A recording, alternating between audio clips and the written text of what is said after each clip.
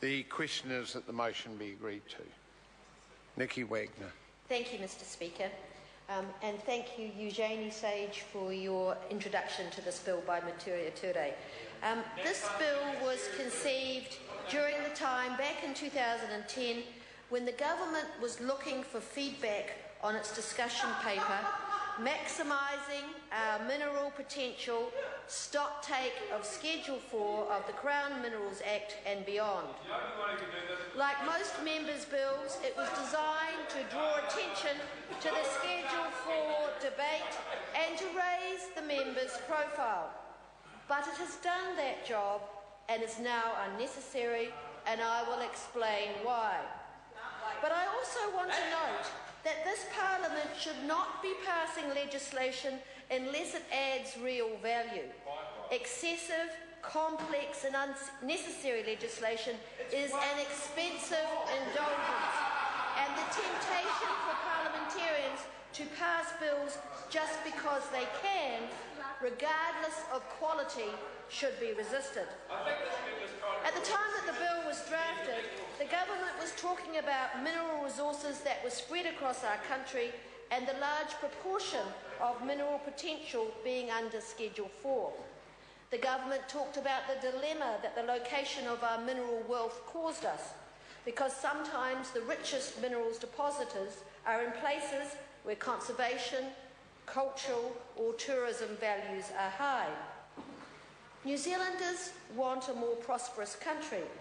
They often talk about jobs and incomes that are available in Australia, and they want to go there not because it's a better country, but because they believe it's more prosperous, and because of that there are more opportunities.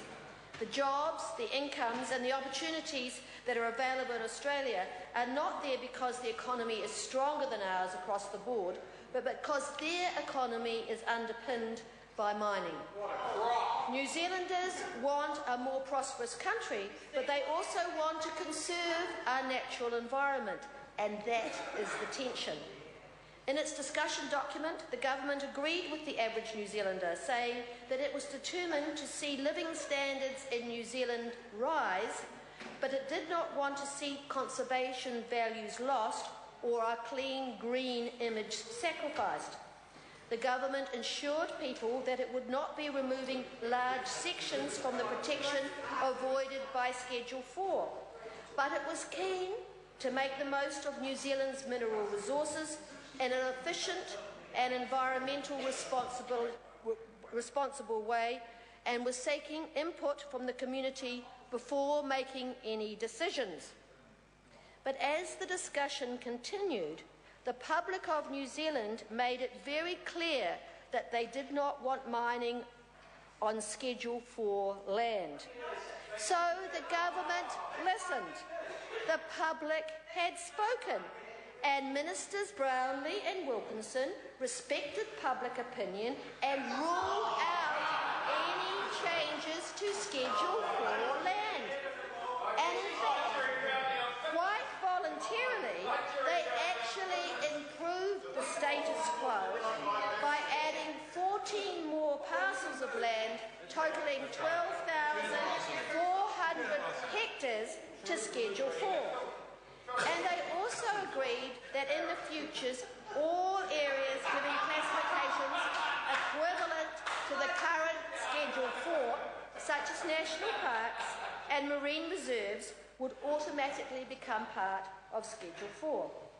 So, in the face of a public dilemma and discussion which weighed up the economy and the environmental outcomes came down on the side... Just sorry to interrupt. Look, rare and reasonable. I can't hear the member. Look, I'm on my feet. Excuse me. I'm on my feet, and the member will take a walk if she does that again. Now, I do want to hear the member, so let's have a bit more decorum. Nikki Wagner. Thank you, Mr. Speaker. So, in the face of the public dilemma and the discussion, which weighed up economic and environmental outcomes and came down on the side of the environment, existing legislation worked well. Communities and the public spoke out. They had their opinions listened to, and the Act delivered the outcome people wanted. In the face of the legislation that is working really well for the public, I am concerned that, contrary to the intention of the bill, this Crown Minerals Protection of Public Conservation Land listed in the 4th Schedule Amendment Bill might actually make changes to Schedule 4 in future much easier. And I'm sure that's not what Mturia Ture wanted. Let me explain. Under the current Act, the Minister can only remove specified land from Schedule 4 through an order in Council once public consultation has occurred. The current Act has extensive consultation requirements under Section 61(5) of the Act, and the Government is at risk of judicial review proceedings if the Act is not followed. Only after a full consultation process and the removal of land can the Minister then approve an access arrangement for the purpose of prospecting, exploitation or mining. However, if this bill was passed, the Government of the day could introduce a small amending bill to remove land from Schedule 4. It could go through to the House without any public consultation at all, and through the House without Select Committee scrutiny if passed under urgency. And finally, it would not run the risk of judicial review. So it would be a far easier process than what we have in existing legislation. So working on the principle that this legislation is not broken, it doesn't need to be mended, I don't believe this bill should pass. It was conceived and put into the ballot when the public were concerned that their opinions would not be listened to in terms of mining Schedule 4. They were listened to and their opinions were respected. And I believe that the present Act is the best tool to conserve Schedule 4 land.